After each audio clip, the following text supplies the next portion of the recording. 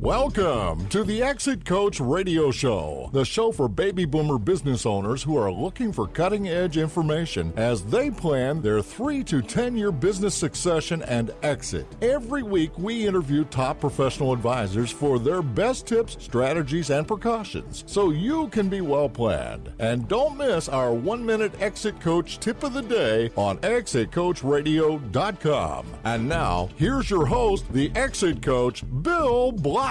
This segment of the show is brought to you by Olive Crest, and it's going to feature John Grace. And John is joining us from Investors Advantage Corp. John, welcome to the show. Well, thank you, Bill. How are you? Very good. How are you doing today? I'm excellent. Glad to see some rain coming this way. It's going to rain. It's going to rain big time here. So we're going to talk about, I guess the topic I have here is put paint on that pig and sell it. Yeah. So we're going to talk all about that. And John, tell us a little bit about your professional background, if you would. Well, I've been licensed in insurance since '78 and in securities since '79, so it allows me to be qualified to apologize for the mistakes we make in the insurance industry, along with the mistakes we make in the securities industry. Wonderful. All right, great. And how long has Investors Advantage Corp been in existence? Oh, it was formed officially in 1995. 1995. And what does Investors Advantage Corp do? We manage money. We help people retire young and wealthy. So we work with both individuals and also with pension plans, 401ks. So it's a combination. Manage about $100 million. Very nice. And how's business these days? It's good. It's very good. We started the year with a new pension plan that we had to compete for, and that was quite exciting. Just before the end of the year, we geared up for it, and then the first presentation was the first week of January, and it has now closed. So that's about $15 million. And the neat thing about pension plans in particular is that the trustees are typically looking for consistency and transparency as far as fees are concerned. Yeah, fees are a big issue these days, aren't they? I mean, the compliance has really stepped up and said fees need to be disclosed. So let's change channels for just a second. And what's the immediate future for residential real estate? I understand you have some outlook in that area.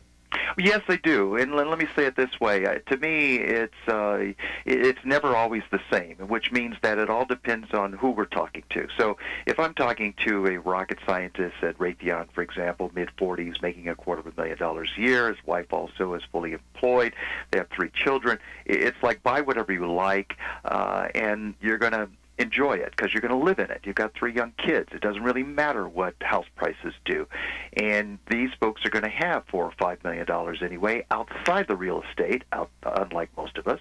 So regardless if the house is paid for or not, their net worth isn't all tied up in an illiquid position. They're going to have $4 or $5 million outside of the house anyway. The rest of us, let's say the 50, 60, 70-year-olds, what we're saying is this. Let me paint the picture a little as well as I possibly can. And this information, I think, is the most telling, and you're not getting this information.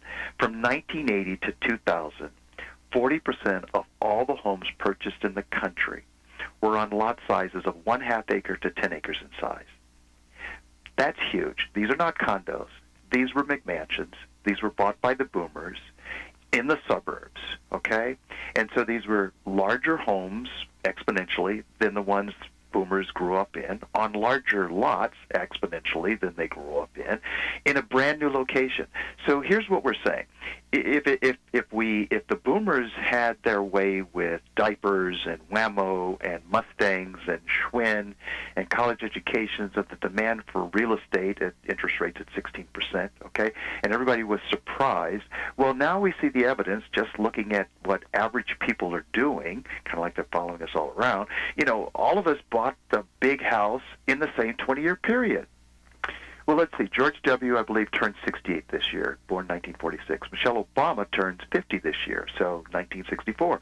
Well, let's see. That means that the eldest of the boomers are 68, the youngest is 50. What's going to be next? Is it reasonable, in your opinion, that if we roughly bought all of the big houses on the big lots in the same 20-year period, that we might be getting out of those houses for various reasons in a similar time frame? Mm-hmm. It's reasonable to me. So what we're saying is to those, like I say, the 50, 60, and 70-year-olds, put paint in that pig and sell it. Put that house up for sale. Get your cash.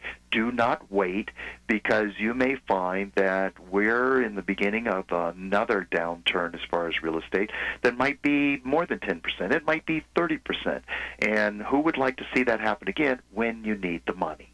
Very interesting. We're talking with John Grace of Investors Advantage Corp. And John, we're going to take a quick break.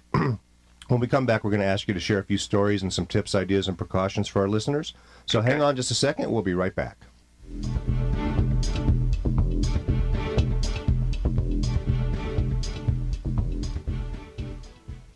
Stock market peak. As we begin a new year with the stock market at all-time highs, it could be valuable to look at a recent pattern of the market from 2012 to 2013 that may rhyme with 1928 to 1929. It's not about the prediction, it's all about the preparation for what may happen. Get ready now for what may be the worst hypothetical scenario. As the Dow nears 17,000, be proactive and give your portfolio a stress test. For any strategy to work, it needs to be in place prior to an event. Call now for your free stress test at 805-495-2077 or 888-YB-POOR. That's 888-WHYBEPOOR. Securities and advisory services offered through National Planning Corporation, NPC, member of FINRA, SIPC, a registered investment advisor. Investors Advantage and NPC are separate and unrelated companies. Indices are unmanaged measures of market conditions. It's not possible to invest directly into an index. Past performance is not a guarantee of future results. Hi, everybody. This is Spike Reel for the Exit Coach. Business owners, can you name the 8 key value drivers that you and your managers should be focusing on to increase the value of your business? Introducing the Sellability Score Index. Visit our website and answer 25 questions about your business, and you will instantly receive your sellability score, showing you how well you stack up in the 8 value driver areas. It's a great management tool. It's absolutely free for our listeners. Just visit exitcoachradio.com and click Get My Sellability Score. Welcome back, friends. Just a reminder that we've interviewed dozens of advisors on a wide variety of topics, and you'll find all of their interviews and highlights online at exitcoachradio.com or on iTunes. And I'm talking with John Grace of Investors Advantage Corp. And John, before the break, that was an interesting subject matter we started to get into, the fact that the baby boomers who bought the McMansions are now getting to the point where they're going to start reversing that trend and selling off, and who's going to buy on the back end. Is that the gist of it? Well, that's exactly right. I think there certainly is, particularly if you look at the last couple of years, people are saying, well, I'm going to get more, right? We get greedy again. But here's the thing. See, peak spending in America occurs in mid-40s. So if we look at the boomers who drove the economy through all the history that we're all trying to revert to, we're in uncharted territory. We don't like debt the way we used to. You don't need the big house anymore. You've finally educated the kids. They're out of the house. You look at each other going, what do we need this for? But if you look at it like this, again, looking at ordinary people, we learned in the last 2 elections, it's Ohio. It's not the fringe states, the coasts that drive the election. It's Homer Simpson, okay, making $50,000 a year. So we've got 76 million people who did everything in a very big way, only because they were so large in number. Well, there's a trough. In other words, the next group of 40-year-olds is not nearly as large as the people from 50 to 68 today, which means that the same folks who bought those big houses will be getting out, I think, about the same time, again, for various reasons, not all pleasant, and they're going to be looking to get as much dollar as they can, only the group's going to be smaller. The next group of 70 to 80 million people in our country is roughly 20-something. So if you look at the boomers' kids at 20-somethings, by the way, they don't like the suburbs, but they're not making the kind of money in the 20s, and many of them don't have the same education. So these folks that are going to be needing all this cash may find that they're trying to get out at the same time when there are fewer number of people who can afford the $1 million, $2 million homes in the suburbs. So they're going to be racing for the exits, and it may very well be that the number of people dying outweigh the number of people buying. Yeah, that's a good point. And I've noticed in my area down here in Irvine, California, there's a ton of apartment-style places going up. The construction companies and the developers certainly are in tune with what you're saying. Smaller places. Well, they read it. I mean, and the neat thing is, see, the boomers don't want the big house anymore. They want to call the landlord and say, hey, Bill, come replace the light bulb. And That's what happens. Well, the 20-somethings are doing the same thing. They're like, geez, I don't want to get out there and mow that lawn and paint that darn thing like Dad did. That's stupid. I'd love to go play. I'd love to travel, but the demand for rental real estate is certainly a lot larger, higher than it is for residential purchasing. Great point. Well, I want to get your opinion on something else, John. You've got some great opinions here. We're officially out of the Great Recession, right? So what's next? Well, I think that's a very good question, and the way I like to put it is, let's not try to predict the future. Let's prepare for the future. I mean, if you're in Irvine or in Newport Beach, for example, and you have a 7.6 earthquake off of Catalina, and you're prepared for that, you'll probably survive to tell the story. If you're not prepared for that, you might be a statistic. So the way I look at it is, instead of looking at the 70-year averages, let's look at the worst-case scenario and see how we might learn from that and then prepare. And that, of course, would be the Great Depression. And, if you look at 1928, 29, let's suppose you were around and you had $1 million at that particular time. Well, Bill, I've run the numbers. That's what we do. And by 1932 to 33, $1 million was worth about $108,000. Wow. Now imagine the decisions you make as a millionaire. You could get 4% on $1 million. That's $40,000 income. If you got $108,000, how do you feel? For the folks who say, well, it's buy and hold, which is a lot of what we've all been taught and what we have taught our investors to do, I got good news for you. Yes, you did get back to even. Your 108 had to get 1,000% to get back to $1 million. It did so about 1955. Wow. That's the good news. Mm-hmm. But here's the other side of the equation. Who would have been around in the same stocks they owned for 22 years? Who also did not take out any money? I mean, do you know of anybody, Bill, who doesn't need any money over a 20-year period? No. I can't think of anybody, including me. So my point is, if we look at that worst-case scenario, 10 cents on the dollar, and let's suppose it were to occur again, how might we protect our assets or at least make them not, or keep them in places that don't decline as severely as the markets might, okay? Mm-hmm. We've been through two times. Were they warning signs? 00 to 02, 2008. Is there, a grand slam around the corner? I don't know. I can't tell the future. But what many of us don't do is look to see whether it was 28, 29 to 32, 33, 00 to 02, 07 to 08.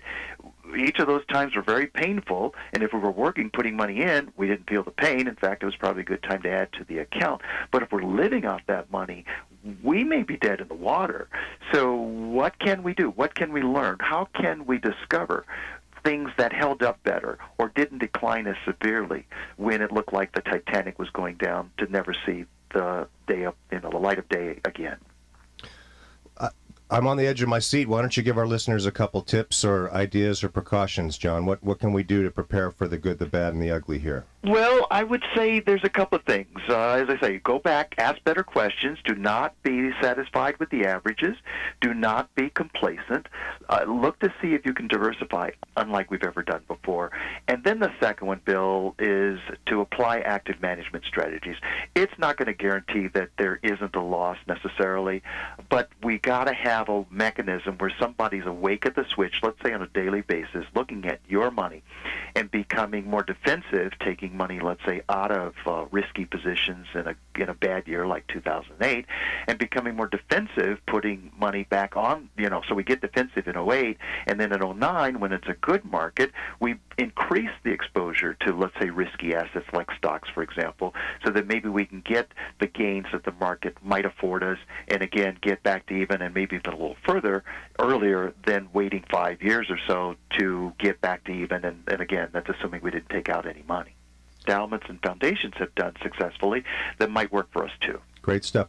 So, John, how do people reach you, get in touch with you, and do you have any kind of a free consultation offer or something like that for our listeners? Oh, I sure do. We've been doing this since the holidays, and it's actually what we call take advantage of stress testing your portfolio. So, you can go back to 08, you can go back to maybe 2000, and for example, look at, okay, how did I do? How bad did it get? I'm glad I'm back to even, but like I say, what could I learn? was there a way to keep my account more whole, if you will, in 2000 and 2002, and again 2007 and 2008. This helps us see how we might be better prepared the next time it gets ugly. Because see, it's never the bus you see. It's always the bus you don't see, can't name and can't time, that can disrupt your day when you're trying to get across the street for lunch. Good point. How do people get in touch with you? 805-495-2077. And certainly they can visit our website, ybpoor.com, WHYBEPOOR.com. We do webinars and things of that nature. We do like for people to get involved and to learn as much as they possibly can, because at the end of the day, it's their money. So I encourage everybody to get in touch with John Grace of Investors Advantage Corp. John, thanks very much for spending some time with us today. It's been a fun interview and very insightful. I hope you'll come back and join us again sometime. Look forward to it, Bill. So thanks so much for having me. Thank you. I've been talking with John Grace of Investors Advantage Corp. We're going to take a short break, so please stay tuned.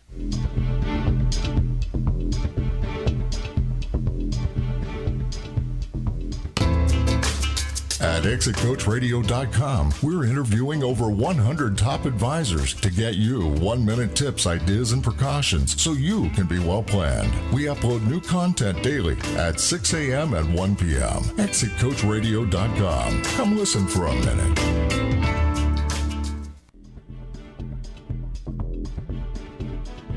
Thank you for listening to Exit Coach Radio. Information provided is for illustrative purposes only and does not constitute investment, tax, or legal advice. Information has been obtained from sources that are deemed to be reliable, but its accuracy and completeness are not guaranteed. Past performance cannot guarantee future results. Neither NPC nor the hosts of this show or Investors Advantage Corporation accept any liability for the use of the information discussed. Consult with a qualified financial, legal, or tax professional prior to taking any action. This material contains forward-looking statements, including but not limited to predictions or indications of future events, trends, plans, or objectives. Undue reliance should not be placed on such statements because by their nature they are subject to known and unknown risks and uncertainties. No investment strategy, such as diversification or active management, can ensure a profit or protect against a loss.